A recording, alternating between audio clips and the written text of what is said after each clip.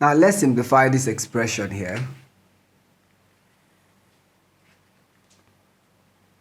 Solution.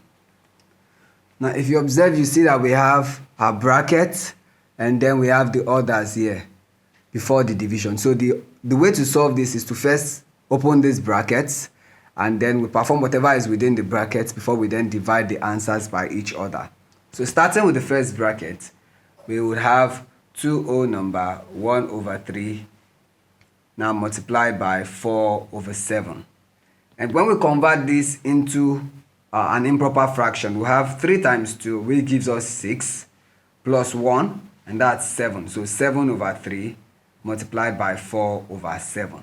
It's easy to see that 7 here 1, 7 here also 1, giving us an answer of 4 over 3. Now that's for this part. Then to the second bracket, we have 4 whole number 1 over 3 of 5 over 169. And when we convert this into an improper fraction, we have 3 times 4, which gives us 12 plus 1, and then we have 13.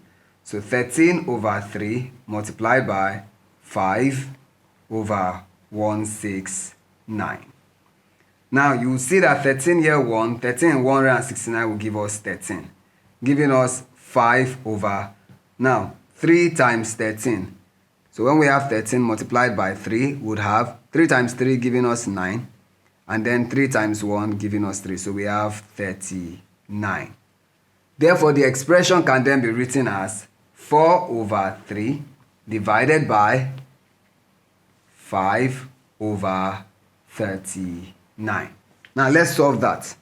To solve this, we write 4 over 3, and then we change the division sign to multiplication, and then flip the fraction here. So we would have 39 over 5.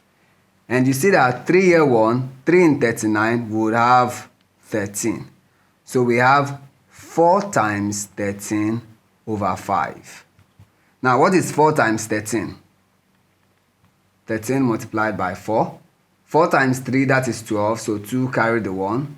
4 times 1, that's 4, plus 1, so we have 5.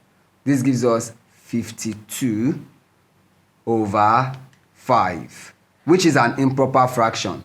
And to convert this to mixed fraction, we'll find out how many times 5 goes in 52. And that will be 10, because 5 times 10 is 50. That is, we have a remainder of 2. So that's 10 whole number 2 over 5. Therefore, the solution to this expression is 10 whole number 2 over 5. Thank you.